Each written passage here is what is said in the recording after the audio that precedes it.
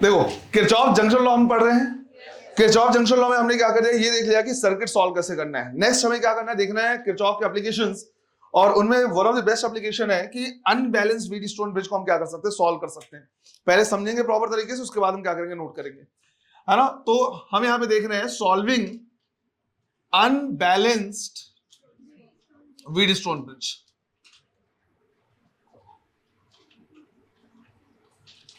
Solving unbalanced Wheatstone bridge. तो let's say हमारे पास यहां पे एक व्हीटस्टोन ब्रिज इस तरह से क्या है, दिया हुआ है ऐसे, और जो व्हीटस्टोन ब्रिज है वो अनबैलेंस्ड है। तो यहां पे आर दे दिया है, यहां पे 2r दिया है, यहां पे 2r है, और यहां पे r है, और यहां पे क्या दे दिया, मिड में r दे दिया। अब अगर हम देखें तो इनका रेशियो इसके रेशियो के इक्वल नहीं है। इसमें यह बोला हुआ है कि पॉइंट ए और पॉइंट बी के बीच में हमको क्या करना है, इक्विवेलेंट रेजिस्टेंस निकालना है। अब इक्विवेलेंट रेजिस्टेंस अगर हमें क्या करना है, किसी भी दो पॉइंट्स के बीच में निकालना है, सबसे पहला जो स्टेप होगा वो ये कि इनको हम क्या करेंगे, एक बैटरी से कनेक्ट कर देंगे। जब हम इसे क्या करेंगे, एक बैटरी से कनेक्ट कर देंगे, लेट्स से V वोल्ट की बैटरी से हमने कनेक्ट कर दिया है, तो हम कहेंगे पॉइंट ए से लेके पॉइंट बी तक का जो पोटेंशियल डिफरेंस होगा कितना होगा, V होगा। अब हमने मान लिया कि ये क्या कर रहा है, करंट प्रोवाइड कर रहा है कितना, I। जितना करंट जाएगा उतना ही करंट बाहर भी आएगा। अब जो भी करंट यहां से आया इंटर किया, वो इस पॉइंट से दोनों में क्या हो जाएगा, डिवाइड हो जाएगा। लेट्स से इसमें चला गया कितना, I1, तो रिमेनिंग इसमें जाएगा कितना, I माइनस I1। अब ये जो सर्किट है वो सिमेट्रिकल है। सिमेट्रिकल कहने का मतलब ये है कि अगर मैं बैटरी को इस पोलैरिटी से लगाऊं, तो जब ये करंट जाएगा तो उसको दो रास्ते मिलेंगे और दो पार्ट में डिवाइड होना पड़ेगा, R एंड 2R के बीच में। अगर मैं बैटरी को चेंज भी कर दूं और इधर से मैं देखूं, तो जब इधर से करंट जाता तो भी उसको दो पार्ट में डिवाइड होना पड़ता, बिटवीन R एंड 2R।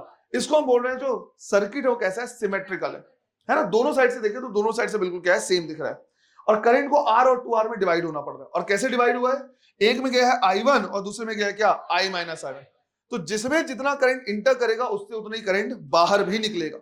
तो यहां से जो करंट बाहर निकलेगा वो निकलेगा I माइनस I1, और इससे जो करंट बाहर निकलेगा वो कितना, I1। रीजन सिंपल सा ये है कि यहां पे I इन दोनों रेशियो के बीच में डिवाइड हुआ है, और हमें पता है कि डायरेक्ट या इनवर्स रेशियो ऐसे ही क्या होते हैं, डिवाइड होते हैं। यहां पे दोनों करंट मिलेंगे, फिर से इनको 2R और R के बीच में डिवाइड होना है। तो जिस रेशियो में यहां डिवाइड होते हैं उसी रेशियो में यहां पे डिवाइड होंगे। तो हम सिंपल बोलते हैं जिसमें जितना करंट इंटर किया है उससे उतना ही करंट बाहर भी निकलेगा। क्लियर है।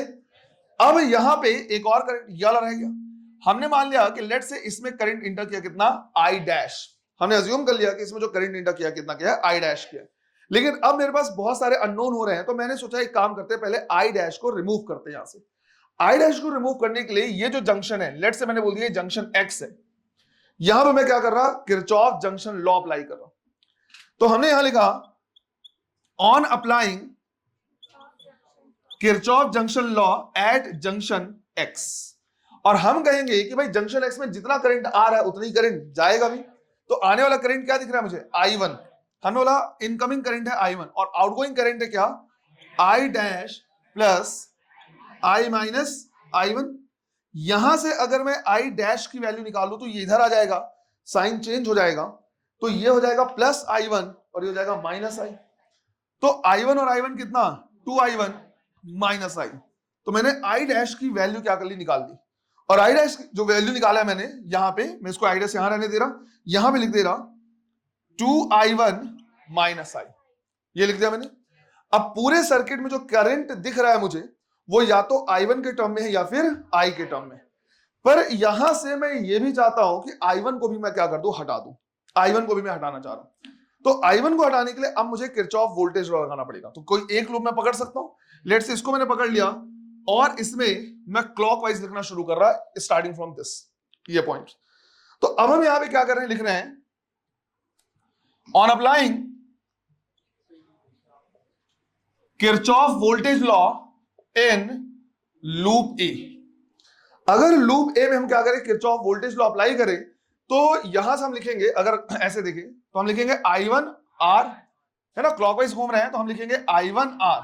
फिर आगे पहुंचे, ये R मिला जिसमें करंट कितना है, 2I1 माइनस I, तो हम लिखेंगे plus 2I1 minus I into R। फिर घूमते घूमते यहां पहुंचे तो माइनस में है, और ध्यान देना 2R है, तो हम लिखेंगे minus 2R multiplied by I minus I1, और ये पूरा समेशन कितना आ जाएगा, 0। हर जगह से मैं r को कॉमन निकाल के दूसरी साइड ले जाऊंगा तो पूरा टर्म कितना हो गया 0। यहां पे क्या बचा i1, यहां पे 2i1 माइनस i, यहां -2 से मल्टीप्लाई होगा तो -2i plus 2i1 is equal to 0। i1 वाले टर्म को ऐड करें तो i1 plus 2i1 plus 2i1 कितना हो गया टोटल 5i1। और यहां पे है -i और -2i, दूसरी साइड जाएगा तो प्लस हो जाएगा तो प्लस 3i। यहां से मैंने i1 निकाल लिया इन टर्म्स ऑफ i, तो मुझे यहां से मिल गया कि i1 इज इक्वल टू कितना है 3i/5।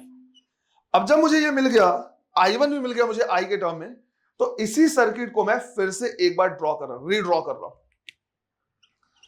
तो इसी सर्किट को हम क्या कर रहे हैं एक बार फिर से रीड्रॉ कर रहे हैं और इसमें हम पूरे करंट को अब i के टर्म्स में लिखेंगे।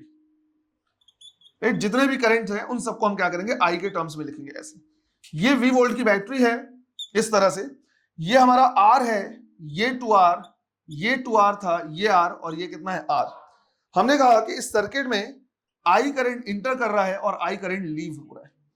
अब अगर मैं देखो तो ऊपर में करंट जा रहा है कितना I1 और I1 की वैल्यू कितनी है 3i/5, राइट। इसकी वैल्यू है कितनी 3i/5, I गया है 3i/5 ऊपर चला गया तो नीचे कितना बचा 2i/5। देखो i - i1 है ना, R में 3i/5 गया है तो यहां से निकलेगा भी कितना 3i/5 और इससे कितना निकलेगा 2i/5 बच गया ये। तो यहां से 3i/5 आ रहा है, इधर चला गया कितना 2i/5, तो इसमें कितना बचा i/5।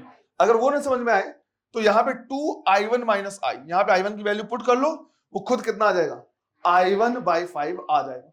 क्लियर है यहां तक। अब यहां पे अगर हम क्या करें देखें तो हम कहेंगे कि ये पॉइंट हमारा क्या है A है और ये पॉइंट क्या है B, और A और B के बीच का जो पोटेंशियल डिफरेंस है वो कितना है V। अगर मैं A और B के बीच का पोटेंशियल डिफरेंस लिखूं तो वो हमेशा ही कितना आएगा V आएगा। जो पोटेंशियल डिफरेंस होता है वो दो पॉइंट्स के लिए होता है। वो किसके लिए होता है दो पॉइंट्स के लिए, वो कभी भी अलग अलग पाथ पे डिपेंड नहीं करेगा, सिर्फ और सिर्फ पॉइंट।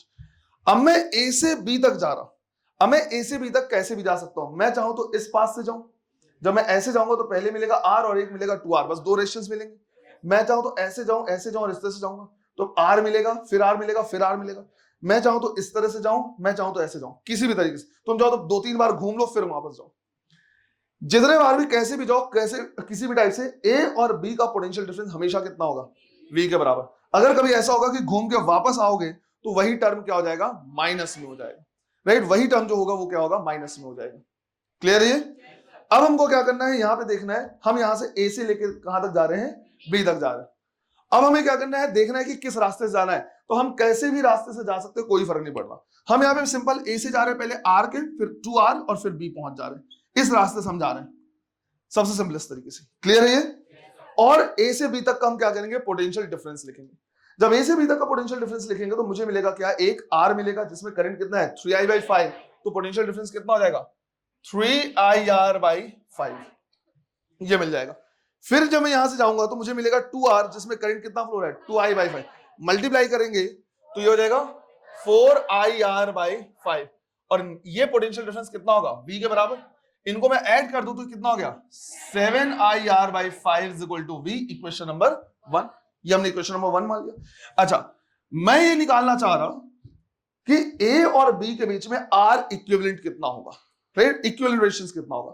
तो मैंने बोला A और B के बीच में मान लिया मैंने कि इस पूरे रेजिस्टेंस को क्या करूंगा मैं, अगर रिप्लेस कर दूं तो उस पूरे रेजिस्टेंस का रिप्लेसमेंट हो जाएगा हमारे पास एक resistance which is R equivalent, और इसी को हम क्या करेंगे V वोल्ट की बैटरी से हमने जोड़ा हुआ है, करंट कितना फ्लो रहा है I।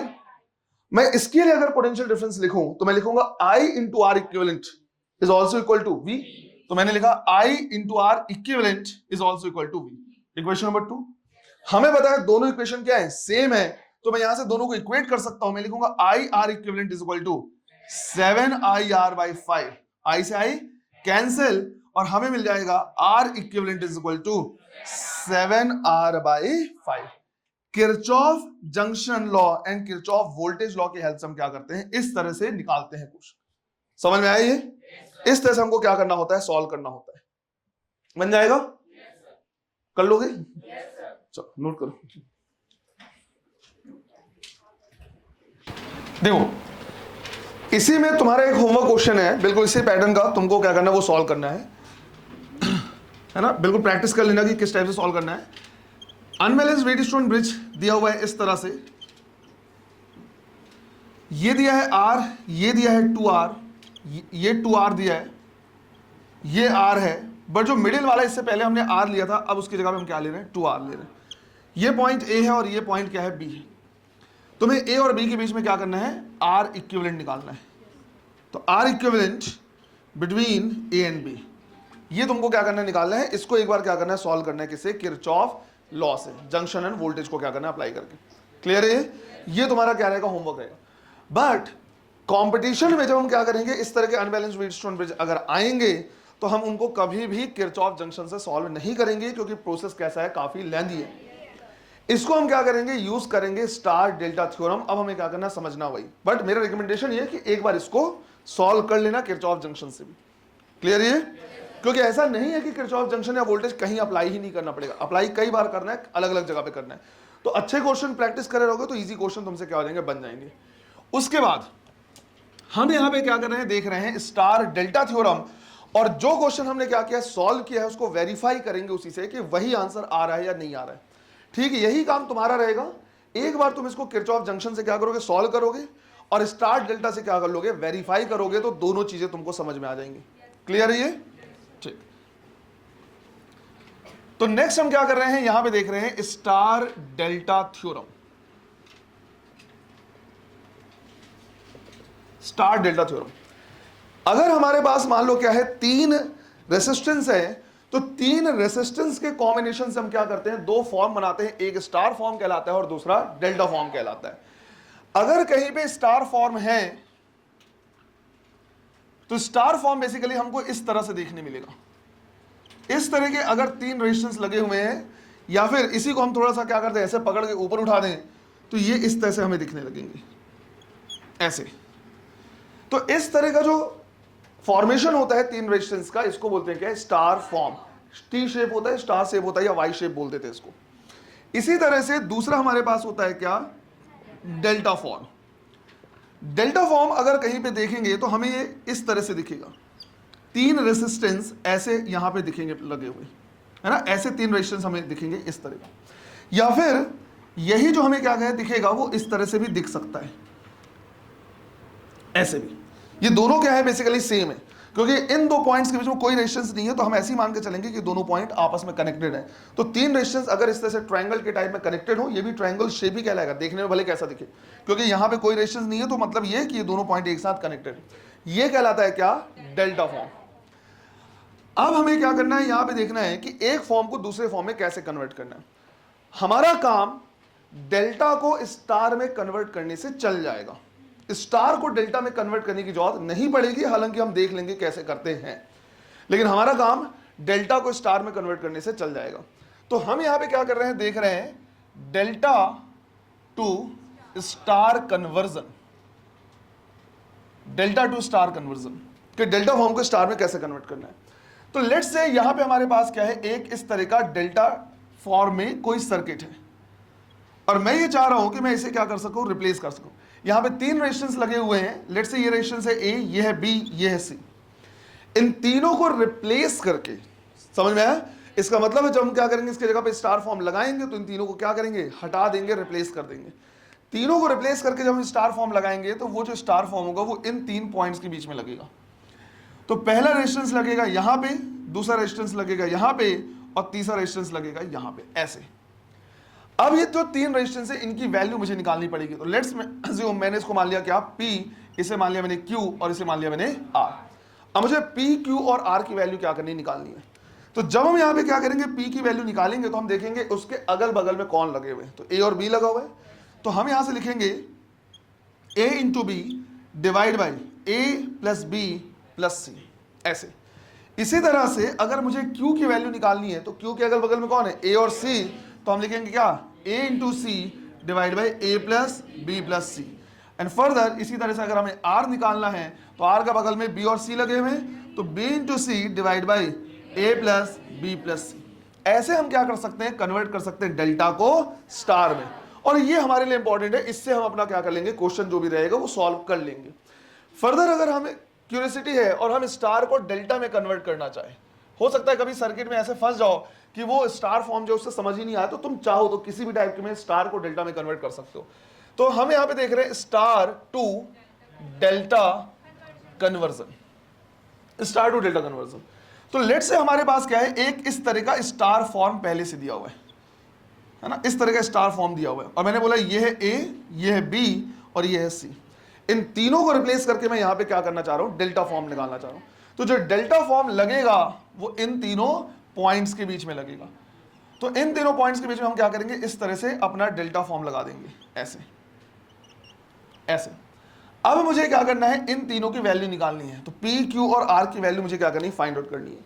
तो अगर मुझे क्या करना है, P की वैल्यू निकालनी है, तो P की वैल्यू क्या करेंगे, हम निकालेंगे ऐसे। निकालने का जो तरीका रहेगा वो होगा A into B plus B into C plus C into A divide by P के ठीक अपोजिट में कौन दिख रहा है, B।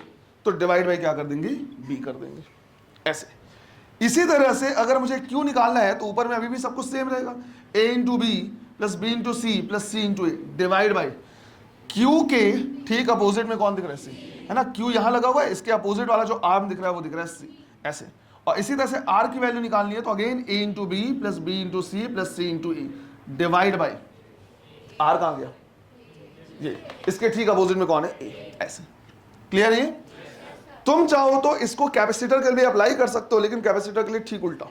ठीक उल्टा कहने का मतलब है, जिस फॉर्मूले से तुम डेल्टा को स्टार में कन्वर्ट कर रहे हो, इसी फॉर्मूले से कैपेसिटर में स्टार कन्वर्ट होगा, किसमें, डेल्टा में। इस फॉर्मूले से क्या होगा, स्टार कन्वर्ट हो जाएगा डेल्टा में। तो ठीक उल्टा होता है। अब इतने सारे हॉच पॉच में नहीं पढ़ना है, सिंपल सा है कि भाई अनबैलेंस्ड अगर कैपेसिटर को सॉल्व करना है तो वो जो एक फॉर्मूला लिखवाया था सी इक्विवेलेंट का, 2C1C2 plus C2C3 plus C3C1 divide by C1 plus C2 plus 2C, वो सबसे आसान तरीका रहेगा वैसे। और इतने हौच पौच में नहीं पढ़ना है, क्योंकि जितने फॉर्मूले याद रखोगे उतना कंफ्यूज होने का भी चांस रहेगा। तो सिर्फ और सिर्फ तुमको क्या करना है, डेल्टा टू स्टार कन्वर्ट आना चाहिए, और वो भी किसका, रेसिस्टेंस का। और इसी से हम क्या कर सकते हैं, सॉल्व कर सकते हैं। कैसे सॉल्व करना है वो हम क्या कर रहे हैं, वेरीफाई कर रहे हैं। पहले इसको नोट करो, देखो। तो हमें क्या करना है, ये देखना है कि किस टाइप से स्टार डेल्टा थ्योरम से हम अनबैलेंस्ड व्हीटस्टोन ब्रिज को सॉल्व कर सकते हैं। तो एग्जांपल में हम वापस वही ले रहे हैं जो हमने क्या किया, अभी सॉल्व किया है, और हम वेरीफाई करेंगे कि सेम आंसर आ रहा है या नहीं आ रहा है। बस उसको थोड़ा सा अलग तरीके से हम बना रहे हैं, उसको एक्चुअल डेल्टा फॉर्म में बना रहे हैं। डेल्टा फॉर्म में कहने का मतलब है, उसको हम क्या करें, अब ऐसे ड्रॉ कर ले रहे हैं बस, है ना। तो सर्किट में कोई चेंज नहीं है, वो अभी भी क्या है, बिल्कुल सिमिलर है, ऐसे। क्लियर है ये, ऐसे, इस तरह से। हमने बोला था ये R है, ये 2R है, ये 2R है, ये R है, और ये बीच में हमने लिया था R, है ना। ये पॉइंट A लिया था, ये पॉइंट क्या था, B था। अब ये दिख रहा है इस तरह से। और सिंपल करने के लिए हमने यहाँ पे R की वैल्यू को लेट से मान लिया कितना, 1 ओम। जब भी सॉल्व किया करो, जब भी C 2C इस तरह से रहे तो 1 मान लिया करो, और फाइनल आंसर में फिर से R लगा दिया करो, है ना। तो कैलकुलेशन आसान हो जाएगा। तो अब ये मान के चलना है कि भाई यहाँ पे 1 ओम है, यहाँ पे 2 ओम है, यहाँ पे 1 2 1 ऐसे। अब इसमें मुझे 2 डेल्टा फॉर्मेशन दिख रहा है, 2 डेल्टा सर्किट दिख रहा है, एक ये, दूसरा ये। अगर इनमें से किसी भी एक डेल्टा को हम स्टार में कन्वर्ट कर दें तो हमारा काम बन जाएगा। तो इस डेल्टा को हम स्टार में कन्वर्ट कर दे रहे हैं, तो जो स्टार लगेगा वो इन तीनों पॉइंट्स के बीच में लगेगा। तो यहां से हम क्या कर रहे हैं, इसको स्टार फॉर्म में कन्वर्ट कर रहे हैं, इस तरह के 3 रेसिस्टेंस को लगा के। अब अगर मैं इसको निकालूंगा तो इसके बगल में 1 और 2 है, तो क्या लिखेंगे, 1 into 2 divide by 1 plus 1 plus 2। समझ में आ रहा है, A into B divide by A plus B plus C. तो हो जाएगा 2 डिवाइड बाई 1 प्लस 1 प्लस 2 कितना, 4, 2/4, 2/4 मतलब 1/2। तो इसको 1/2 लिख सकते हैं। फिर यहाँ पे 1 into 1 divide by 1 plus 1 plus 2 मतलब 1/4। तो ये हो गया कितना, 1/4। और यहाँ पे 2 इंटू 1 डिवाइड बाई 4, तो 2/4 मतलब 1/2। ये हमने लगा दिया। अब जब हमने इसको क्या करते हैं, इससे लगा दिया, तो हम अब इसमें से इस डेल्टा को क्या कर सकते हैं, हटा सकते हैं। जब हम इस डेल्टा को क्या करेंगे, हटाएंगे, तो हमें जो सर्किट दिखेगा वो इस तरह से दिखेगा, राइट, ऐसे। ये 3 हो गए, ये है दिख गया क्या, हाफ, ये 1/4 और ये 1/2। और इसके साथ हमारे इन तीनों को तो हमने हटा दिया, ये 2 बचे हुए हैं। इधर पे लगा हुआ है क्या, 2 और इधर पे लगा है क्या 1, तो ये 2 है और ये 1 है, बाद में हम r रख देंगे, है ना। ये पॉइंट हमारा क्या है a और ये पॉइंट क्या है b। अब अगर मैं इस सर्किट को देखूं तो ये कंपेटिवली आसान दिख रहा है। कैसे आसान दिख रहा है? ये दोनों किस में लगे? सीरीज में। ये दोनों ये आपस में और ये कॉम्बिनेशन इसके साथ सीरीज में। अब भले मैंने अभी फिलहाल कॉम्बिनेशन ऑफ रेजिस्टेंस नहीं पढ़ाया, पर इतना हमने क्या क्या ऑलरेडी पढ़ा हुआ है, क्या सीरीज में डायरेक्ट ऐड होगा और पैरेलल में रेसिप्रोकल में ऐड होगा। तो हम यहां से इसको क्या कर सकते हैं, ऐसे रिप्लेस कर सकते हैं कि इन दोनों को इक्विवेलेंट निकाल लिया। अब यहां पे 2 है और यहां पे प्लस 1/4, तो क्या लिखेंगे 2 प्लस 1/4 कितना जाएगा 9/4। तो ये आ जाएगा हमारे पास 9/4। इसी तरह से 1 प्लस 1/2 कितना जाएगा 3/2, और यहाँ पे 1/2 ऑलरेडी प्रेजेंट है। इन दोनों ये दोनों किस में लगे हैं? पैरेलल में। तो पैरेलल में लगा है तो हम लिखेंगे 1/r equivalent is equal to 4/9 plus 2/3। मैं इसको लिख सकता हूं 6/9 लिखा जा सकता है। तो 4/9 प्लस 6/9 कितना जाएगा 10/9। ये 1/r है, तो r की वैल्यू कितनी 9/10। तो ये हम लिख सकते हैं कि भाई दो रेजिस्टेंस लगा है हाफ और 9/10, है ना। उसको उल्टा करना मत भूलना, ये जनरली गलती हो जाती है। तो ये 9/10 हो गया। अब दोनों किस में लगे हैं? सीरीज में लगे हैं। सीरीज में अगर लगे हुए हैं तो हम डायरेक्ट ऐड कर सकते हैं और हम लिखेंगे कि देखो ये 5/10 है और ये 9/10 है, तो 5 और 9 कितना 14, तो ये जाएगा 14/10 और साथ में r लगा देंगे, या फिर इसी को लिखा जा सकता है क्या 7/5r, है ना। ये भी रिकमेंडेशन है कि जबकि r to r रहे ना तो उसमें क्या गड़बड़ी क्या होता है, यहाँ पे r to r r square ये सब हम जब लेते हैं तो जल्दी जल्दी में गलत होने के चांस रहते हैं। जब भी ऐसा रहे r की जगह पे 1 रख दो, तो यहाँ पे 1, यहाँ पे 2, यहाँ पे 1, यहाँ पे 1, यहाँ पे 1, यहाँ पे 2, ऐसे करके सॉल्व करो और फाइनल आंसर में फिर से क्या कर दो r लगा। क्लियर है ये? इस तरह से हम क्या करेंगे स्टार डेल्टा थ्योरम को यूज करेंगे कॉम्प्लिकेटेड सर्किट को। उसके कंपैरिजन में थोड़ा सा आसान रहेगा, पर हाँ यूज तो फिर भी करना है, सॉल्व तो करना ही पड़ेगा। क्लियर है ये? चलो नोट कर लो। तुम्हारा काम ये रहेगा कि जो होमवर्क क्वेश्चन दिया है उसको एक बार किरचॉफ वोल्टेज से सॉल्व करो और इससे क्या करो वेरीफाई करो, कल आंसर बताना कि क्या है ना। चलो लिखो इसको। किरचॉफ लॉ से हम क्या कर सकते हैं, कई अलग टाइप के सर्किट्स भी हैं जो थोड़े कॉम्प्लिकेटेड दिख सकते हैं, उनको भी हम क्या कर सकते हैं सॉल्व कर सकते हैं। तो इसका एक बढ़िया एग्जांपल है कि मान लो हमारे पास इस तरह का कोई सर्किट है,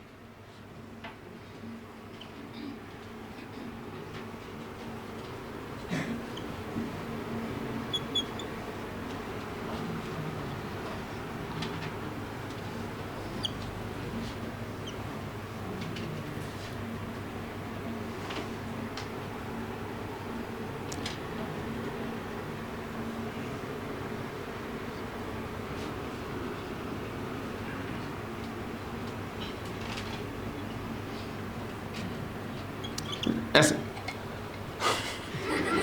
मान लो हमने क्या किया, बराबर बराबर रेजिस्टेंस लिए हुए हैं और उनसे क्या कर दिया एक क्यूब बना दिया है। इस तरह का हमारे पास क्या है एक क्यूब है और इसमें जितने भी रेजिस्टेंस है वो क्या है सेम है। लेट से सबके सब क्या है आर की वैल्यू। अब इसमें ये बोला हुआ है ना, इसमें कभी अलग अलग तो देगा ही नहीं, मतलब तो भूल ही जाओ बिल्कुल कि अलग अलग R2 R3 वो तो हो नहीं सकता। और इसमें बोला है कि एक हमारे पास वायर इधर है और दूसरा वायर इधर है, मतलब जो बॉडी डायगोनल है एक पॉइंट उधर से निकाल लिया दूसरा वहां से निकाल लिया, इनके बीच में हमको क्या करना है R इक्विवेलेंट निकालना है। तो लेट्स से ये A पॉइंट दिया हुआ है, ये B बोला हुआ है और क्वेश्चन सिंपल सा वही है कि भाई R equivalent between A and B ये कितना होगा, ऐसे बोला है। तो करने का तरीका ये रहेगा कि सबसे पहले इसको हम क्या करेंगे एक बैटरी से कनेक्ट कर देंगे, है ना। जिन पॉइंट्स के जो हमें निकालना है उसको हम क्या करेंगे बैटरी से कनेक्ट कर देंगे। तो लेट्स से हमने इसको क्या कर दिया है V वोल्ट की बैटरी से कनेक्ट कर दिया। अब जब हम V वोल्ट की बैटरी से क्या करेंगे कनेक्ट करेंगे, तो लेट्स से कि ये क्या कर रहा है I करंट इंटर कर रहा है। तो अगर I करंट इंटर करेगा तो I करंट निकलना भी चाहिए, जो बैटरी जितना करंट प्रोवाइड करेगा उतना वापस आएगा। अब इसको समझना है, जब ये यहां से क्या करेगा इंटर करेगा इस पॉइंट से, तो इसके पास तीन रास्ते हैं क्योंकि इसको यहां तक जाना है। यहां तक जाने के फिलहाल तीन रास्ते, पहला दूसरा तीसरा, ये दो तीनों रास्ते उसको क्या है एक जैसे दिखेंगे, क्योंकि वो किसी भी रास्ते से यहां तक आए, जब यहां से जाएगा तो एक आर पड़ेगा दूसरा आर पड़ेगा तीसरा आर पड़ेगा, तीन आर पड़ रहे हैं मूवी का नाम आर। यहां से जाएगा, जब यहां से जाएगा तो दो रास्ते, या तो ऐसे जाएगा या तो इस तरह से जाएगा, वापस से वही तीन रेजिस्टेंस मिले। यहां से अगर गया तो फिर वही रास्ते, या तो ऐसे जाएगा या तो इस तरह से जाएगा। मतलब चाहे वो किसी भी रास्ते से जाए, चाहे इस तरह से आके ऐसे भी जाए, यहां से पहुंचने के बाद चाहे इस तरह से जाए, किसी भी तरीके से यहां पे पहुंचे, उसको जो रेजिस्टेंस मिलने वाले हैं, उसको जो रास्ता मिलने वाला है, सबके सब क्या मिलने वाले, सेम मिलने वाले। सॉरी, यहां से ऐसे, फिर इस तरह से, फिर इस तरह से, किसी भी पाथ से वो क्या करेगा, जाएगा, सबके सब क्या है, सेम। तो अगर सेम पाथ है तो जो करंट होगा वो इक्वल इक्वल डिवाइड होगा। सबसे मेन जो है वो यही है कि इसमें जो करंट होगा वो क्या होगा, इक्वल इक्वल डिवाइड होगा, क्योंकि वो यहां से एंटर करके यहां से निकलेगा, सारे रास्ते उसके लिए क्या है, सेम है। तो हम कह रहे हैं कि अगर इक्वल इक्वल डिवाइड होगा तो यहां पे जाएगा कितना, I/3, इसमें जाएगा I/3 और इसमें जाएगा I/3। जिस रेसिस्टेंस से जितना करंट जा रहा है उससे उतना ही करंट निकलेगा भी। सिमेट्रिकल सर्किट है और सिमेट्री लगाना है कि भाई यहां पे उसको 3 रेजिस्टेंस मिले, अगर मैं पोलैरिटी बदल देता तो इसके इक्विवेलेंट ये तीनों है, तो अगर इनमें I/3 जा रहा है तो इनसे उतना ही करंट निकलना भी चाहिए, उतना करंट निकलना चाहिए। अब यहां से I/3 पहुंचा यहां तक, इसके पास 2 रास्ते हैं, राइट, ऐसे यहां पे 2 रास्ते हैं। अब ये दोनों रास्ते क्या हैं, बिल्कुल सेम है, चाहे ऐसे जाए चाहे ऐसे जाए। तो ये जो I/3 है वो इन दोनों में भी इक्वल इक्वल क्या हो जाएगा, डिवाइड हो जाएगा। इसमें जाएगा कितना, I/6 और इसमें कितना जाएगा, I/6। बिल्कुल इसी तरह से ये I/3 इन दोनों में डिवाइड हो जाएगा, ये I/6 और ये भी I/6। इसी तरह से ये जो I/3 यहाँ पे आया वो इन दोनों में डिवाइड हो जाएगा, तो इसमें भी I/6 और इसमें भी I/6, ऐसे। फिर अगर हम देखें तो ये I/6 इधर से आएगा, ये I/6 इधर से आएगा, ये I/3 हो गया। एक I/6 ऐसे आ रहा है, दूसरा I/6 ऐसे आ रहा है, ये वाला, ये दोनों मिलके I/3 हो गए। और इसके लिए अगर हम देखें तो एक I/6 इधर आ रहा है, दूसरा ये यहां से आ रहा है, मिलके I/3 हो गए। तो सिमेट्री होने की वजह से कंपैरेटिवली क्या है, आसान है, और जितने भी यहाँ पे रेजिस्टेंस है सब में हमें पता चल गया कि कितना कितना करंट होगा। अब मुझे पता है कि पॉइंट ए से लेके पॉइंट बी तक का पोटेंशियल डिफरेंस कितना होगा, V के बराबर होगा, राइट। पोटेंशियल डिफरेंस जो ए से बी तक का होगा वो क्या होगा, बराबर होगा। मतलब अगर मैं ए से चलता हुआ पोटेंशियल डिफरेंस लिखते लिखते कहां तक पहुंचू, बी तक पहुंचू, तो ये कितना आना चाहिए, V के बराबर। मैं पाथ कोई सा भी ले सकता हूं, मैं चाहूं तो इस तरह से चलता हुआ हूं, मैं चाहूं तो इस पाथ से आऊं, मैं चाहूं तो किसी भी पाथ से आऊं। बस इस चीज का ध्यान रखना कि अगर सेम डायरेक्शन में जाओगे तो प्लस लिखोगे, और अगर अपोजिट में गए तो माइनस भी लिखना पड़ेगा। तो अगर तुम ये सोचो सर ऐसे घूमते हुए वापस घूमते हुए आए, तो कितना भी चक्कर लगा लो, जितने बार तुम वापस जाओगे उतने बार वो क्या हो जाएगा, माइनस हो जाएगा। क्लियर है ये? तो हमने सोचा एक काम करते हैं, तो सिंपलेस्ट वे लेते हैं, राइट। यहां से ऐसे जाते हैं, फिर इस तरह से जाते हैं, फिर ऐसे आते हैं। ये हमने क्या कर दिया, बना दिया कि भाई किस पाथ से हम इसको क्या करें, लिख रहे हैं। तो इस पाथ से जब हम क्या करेंगे, जाएंगे, तो रास्ते में ये R मिलेगा, ये दूसरा R मिलेगा और ये तीसरा R मिलेगा। इनके लिए पोटेंशियल डिफरेंस लिखेंगे, तो इसके लिए कितना लिखेंगे, IR/3, है ना। इसके लिए लिखेंगे क्या, IR/3। फिर ये मिलेगा, इसके लिए क्या लिखेंगे, IR/6। तो इसके लिए लिखा हमने IR/6। फिर इसके लिए लिखेंगे तो IR/3। और ये पूरा पोटेंशियल डिफरेंस कितना होना चाहिए, V के बराबर। इनको ऐड करें तो मैं 2IR/6, IR/6 और 2IR/6 लिख सकता हूं। तो कितना हो गया, 5IR/6 is equal to V।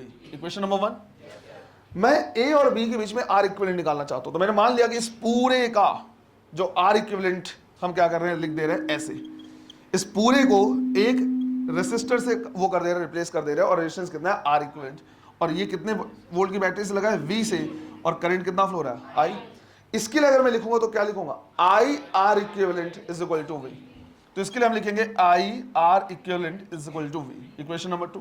तो जनरली यही समझ में आया कि जब भी कॉम्प्लिकेटेड सर्किट होगा हमें क्या करना है, हर ब्रांच में करंट निकालना है इन टर्म्स ऑफ I। और जब हम A से B तक क्या करेंगे, लिखेंगे, तो हमें जो पोटेंशियल डिफरेंस मिलेगा वो I के टर्म में मिलेगा। फिर अगला पार्ट हमारा ये हो जाता है कि इसको पूरे के पूरे हटा के एक R रेजिस्टेंस मान लेते हैं, R इक्विवेलेंट मान लेते हैं, और उसके लिए भी वही लिखते हैं, पोटेंशियल डिफरेंस, जिसकी वजह से दोनों इक्वेशन क्या हो जाते हैं, सेम होते हैं। और दोनों इक्वेशन को जब हम क्या करते हैं, इक्वेट करते हैं, तो एक तरफ हमारे पास IR इक्विवेलेंट लिखा होता है और दूसरे साइड ये वैल्यू लिखी होती है, जिससे I से I क्या हो जाता है, कैंसिल होता है। यही रीजन है कि हम इसमें हर बार क्या करते हैं, I के टर्म में निकालते हैं पूरे। इससे पहले जो हमने एक अनबैलेंस्ड VD स्टोन किया था, उसमें पहले I डैश था, तो पहले उसको रिप्लेस किया, फिर I1 की वैल्यू निकाली, और फिर रीड्रॉ किया। रीड्रॉ करने से सारे करंट किस में आ गए थे, I के फॉर्म में आ गए थे। वो इसी पर्पज से कि लास्ट में वो क्या हो जाए, कैंसिल हो जाए और R इक्विवेलेंट की वैल्यू मिल जाए। इसमें R इक्विवेलेंट कितना आ रहा है, 5R/6। ये सारे वैसे क्वेश्चन है जिसका आंसर तुमको याद ही होना चाहिए। क्लियर है ये? तो ये आ रहा है 5r/6। चलो लिख लो इसे। तुम उसको चाहो तो किसी दूसरे पाथ से भी ए से बी तक क्या कर सकते हो, पहुंच सकते हो और वेरीफाई कर सकते हो, आंसर सेम आएगा। बिकॉज जो पोटेंशियल डिफरेंस है वो सिर्फ और सिर्फ पॉइंट पे डिपेंड करता है, इनिशियल सॉरी पाथ पे डिपेंड नहीं करेगा। तो किसी दूसरे पाथ से भी तुम लिख सकते हो। अगर कभी ऐसा हो कि करंट के अपोजिट जाओगे तो क्या हो जाएगा, माइनस हो जाएगा, वैसे भी एक दूसरे को क्या करेंगे, कैंसिल करेगा। फिर वापस से हमारे पास क्या है, उसी तरह का एक और क्वेश्चन है।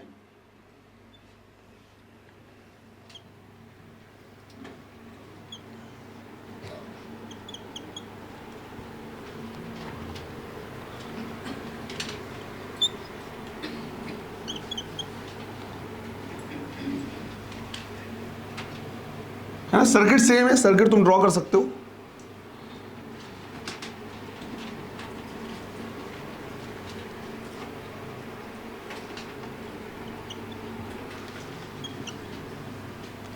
सेम सर्किट है, सबका रेजिस्टेंस क्या है, बिल्कुल सेम, लेकिन जिन पॉइंट्स के बीच में हमको क्या करना है, इक्विवेलेंट रेजिस्टेंस निकालना है, वो अलग दिया हुआ है। जैसे इससे पहले क्या दिया हुआ था, बॉडी डायगोनल दिया हुआ है था, अब फेस डायगोनल दिया हुआ है।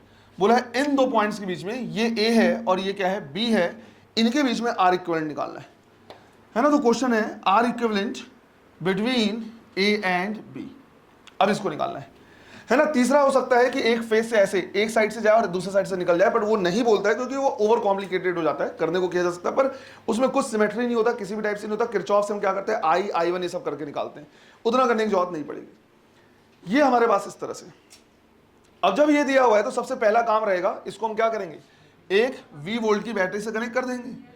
तो हमने क्या किया, इसको V वोल्ट की बैटरी से कनेक्ट कर दिया, जिससे हमें ये पता चल गया कि पॉइंट ए और बी के बीच का पोटेंशियल डिफरेंस कितना है, V है।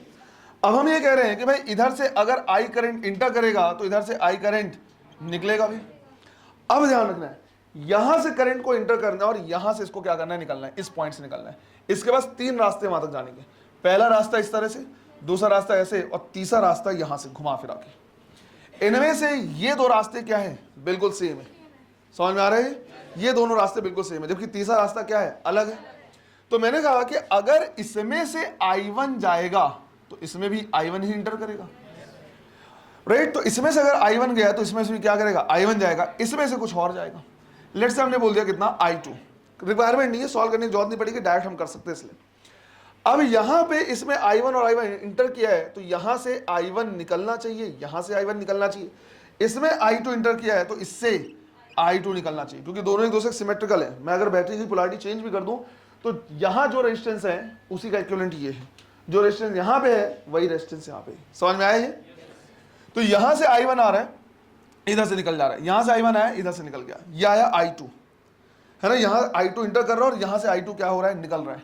मतलब यहां से जो I2 आया उसको यहां तक पहुंचना है। दो रास्ते, पहला रास्ता ये, दूसरा रास्ता ये, दोनों एक जैसे हैं, तो दोनों में ये बराबर बराबर डिवाइड हो जाएगा। तो I2/2 इसमें एंड I2/2 इसमें, ये यहां से निकलेगा, इसमें I2/2 जा रहा है, इसमें I2/2 जा रहा है, तो यहां से वही निकलना भी चाहिए, तो उतना ही करंट क्या हो जाएगा, निकल जाएगा।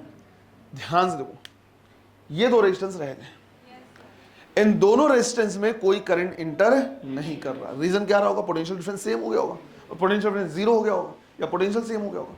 हमें सिमेट्री से ही ये पता चल जा रहा है कि भाई यहां से इसको देखो, ये I1 करंट आया और निकल गया इस तरह से, मतलब फिजिकली ये जंक्शन के हिसाब से दिख रहा है, पर इलेक्ट्रिकली अगर हम देखें तो ये जंक्शन की तरह काम नहीं कर रहा है। अगर जंक्शन की तरह काम करता तो यहां पे करंट या तो इसमें जाता या इससे आता। अगर करंट इसमें जाता तो यहां पे करंट चेंज हो जाता, यहां से आता तो भी करंट चेंज हो जाता। बिल्कुल इसी तरह से नीचे वाले पॉइंट में भी देख सकते हैं, यहां से I2/2 आया और पूरा चला गया। तो ऐसा लग रहा है जैसे ये रेजिस्टेंस कनेक्टेड ही नहीं है, ना तो इससे कोई करंट आ रहा है ना तो जा रहा है। अगर ऐसा होगा तो ये सर्किट में लगा हो चाहे ना लगा हो कोई फर्क नहीं पड़ेगा, हम चाहे तो इसको हटा सकते हैं। सेम कहानी इसके साथ है, जिधर इधर से करंट आ रहा है इधर से चला जा रहा है, इसमें मिक्स ही नहीं हो रहा, इधर से करंट आया इधर से चला गया, इसमें मिक्स नहीं हो रहा है, तो हम चाहे तो इसको भी क्या कर सकते हैं, हटा सकते हैं। जब हम इन दोनों को क्या कर देते हैं, हटा देते हैं, तो अब अगर तुम क्या करो, ध्यान से देखो, तो ये दोनों सीरीज में, ये दोनों, ये ब्रांच आपस में पैरेलल में, राइट। इसी तरह से ये चारों को निकाल सकते हैं, और इन चारों के इक्विवेलेंट इसके साथ और इसके साथ कैसे, सीरीज में। ऊपर वाला पूरा ब्रांच और नीचे वाला पूरा ब्रांच किसमें है? पैरेलल में। अगर मैं इसे जल्दी सॉल्व करना चाहूं तो मैं r की वैल्यू को 1 मान सकता हूं। अब देखो 1 और 1 सीरीज में लगे, कितना 2, ये 1 और 1 2, 2 और 2 पैरेलल में 1, उतने टाइम्स डिक्रीज हो जाएगा। तो हम कहेंगे ऊपर वाले का पूरा जो है इक्विवेलेंट वो कितना आ रहा है 1। इसी तरह से ये जो 4 लगे हैं, है ना, चाहे कैपेसिटर हो चाहे रेजिस्टर हो, 4 अगर बिल्कुल ऐसे स्क्वायर टाइप में लगे हैं तो वापस वही आ जाता है, ये हो जाएगा 1, फिर ये 1, ये पूरा 1 और ये 1, कितना हो गया 3। तो ये पूरा नीचे में जो है वो कितना 3, और 1 और 3 किस में लगे? पैरेलल में। तो R1 R2 divide by R1 plus R2, तो 3 into 1 divide by 3 plus 1, R equivalent कितना आ जाएगा 3/4, और सिंस R था बाद में हमारा और लगा देंगे, आया, ये आ जाता है हमारे पास 3/4 R। क्लियर है? चलो इसको भी नोट करो, ये बल्कि क्या है, फ्रूट है। ऐसे एक फ्रूट है जो वेजिटेबल में आता है, कुछ ऐसा भी था शायद, कुछ याद नहीं आ रहा मुझे, जिसको हम फ्रूट कहते, जैक फ्रूट, वो फ्रूट है एक्चुअल में, वो फ्रूट है, मतलब सब्जी की तरह यूज करते हैं उसको, तो किसी में नहीं आना चाहिए।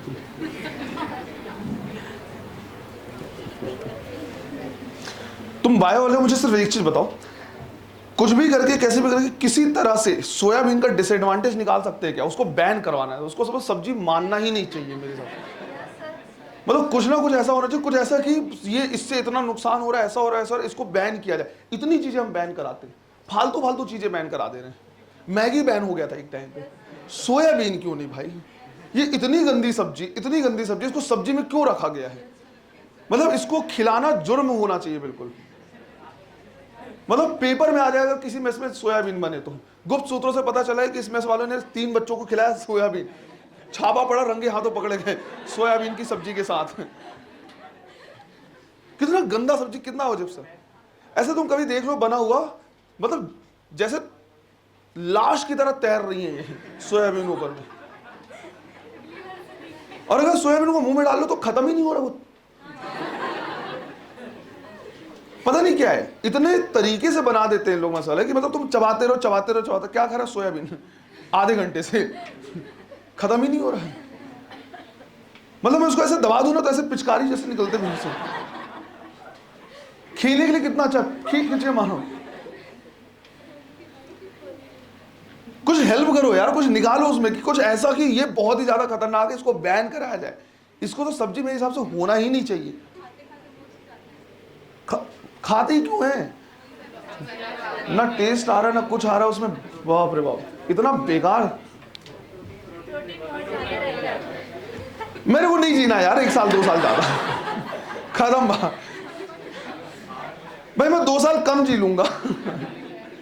मैं क्यों मैं इतनी गंदी गंदी सब्जी खा के, इतना बेकार बेकार सब्जी खा के 1-2 साल एक्स्ट्रा जीऊं क्यों? क्या है फालतू का लॉजिक है ये?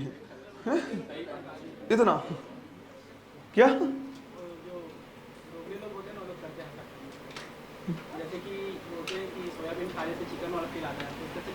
चिकन का, सोयाबीन खाने से चिकन वाली फील आती है, ये तो वही तो। ये आतंकवादी होते हैं ऐसे लोग, और आतंकवादी से कम नहीं होते ऐसे लोग। और मतलब पापी कोई सोयाबीन को चिकन से कंपेयर कर रहा है,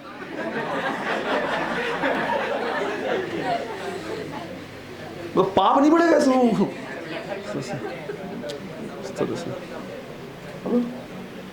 बेकार बिल्कुल। मतलब कुछ तो करो ऐसा यार, सोयाबीन बैन होना चाहिए, कुछ ऐसा, कुछ इस तरह से निकालो कि नहीं है इसमें तो टोटल बैन लग जाना चाहिए। सोयाबीन खाना अलाउड नहीं, बेचना बेचना सब रंगे हाथों पकड़े गए तो बिल्कुल कारावास हो जाएगा सीधा ऐसा। इतना बेकार सब्जी, इतना बेकार। चलो एक क्वेश्चन हमें क्या करना है और देखना है इसी में।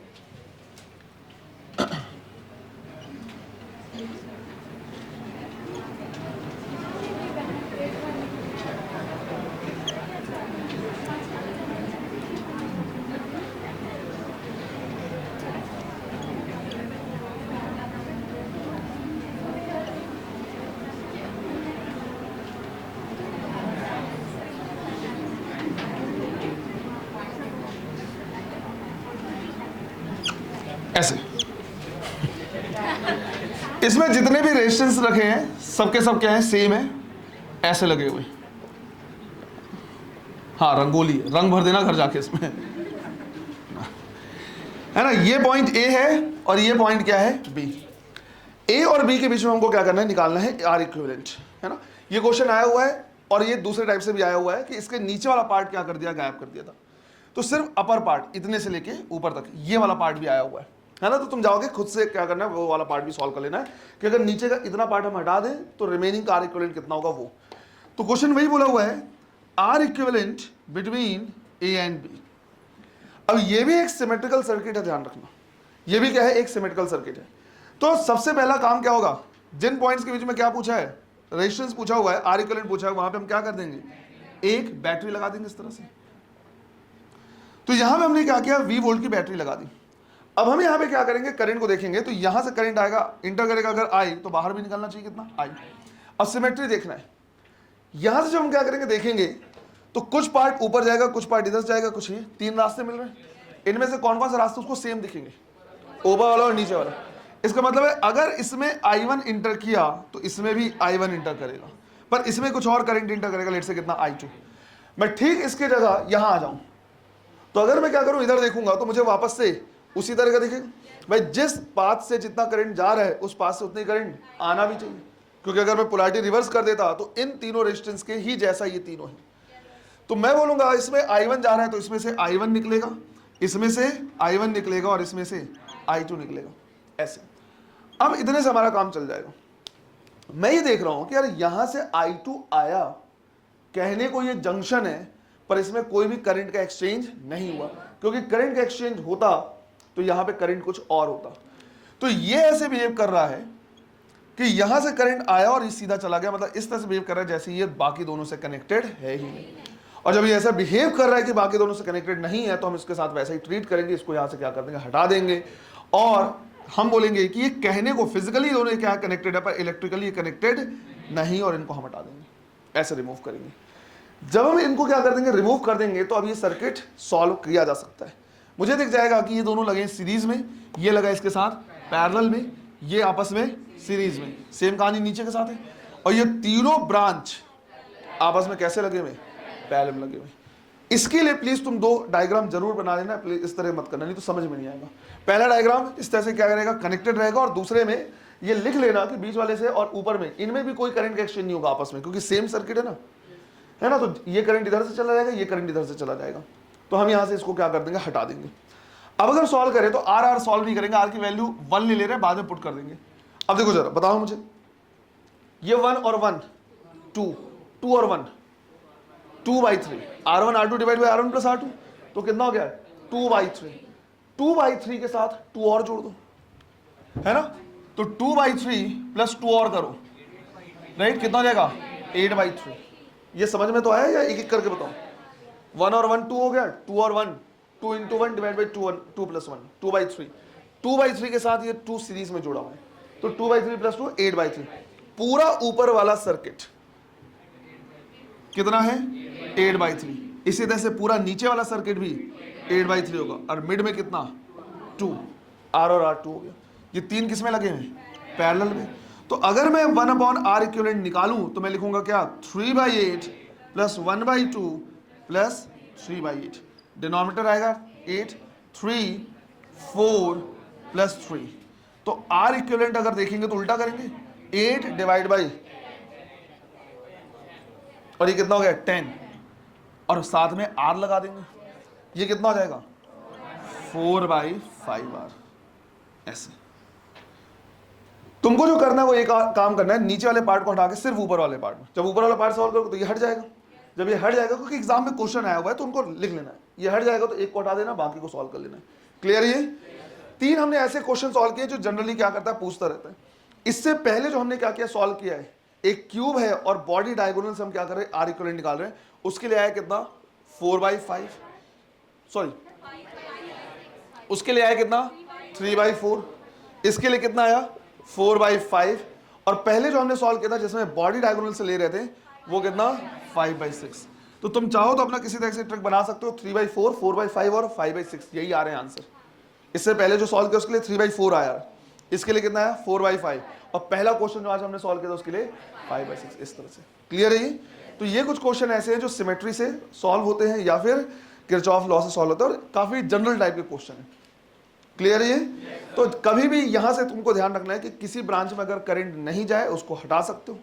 कोई ऐसे ब्रांच जो दिख रहे हैं जुड़े हैं पर आपस में करंट का एक्सचेंज नहीं हो रहा है, तो तुम उसको क्या कर सकते हो, हटा सकते हो। वो जुड़े हो चाहे ना जुड़े कोई फर्क नहीं पड़ता, और वहां से सॉल्व कर सकते हो। क्लियर है ये? है ना? कल की क्लास में हम क्या करेंगे, शुरू करेंगे। यहां तक तो हमने ये क्या कर लिया, देख लिया। कल से हम क्या करेंगे, देखेंगे कॉम्बिनेशन ऑफ रेजिस्टेंस, ये भी हम देखेंगे। साथ ही साथ ध्यान रखना है यहाँ पे हमें बैटरी के बारे में पढ़ना है। तो बैटरी के बारे में पढ़ना मतलब ईएमएफ पढ़ना है, पोटेंशियल पढ़ना है, और इंटरनल रेसिस्टेंस पढ़ना है, और बैटरी का भी कॉम्बिनेशन हमको देखना है। क्लियर है ये? चलो, थैंक यू। अटेंडेंस सही से देना बेटा।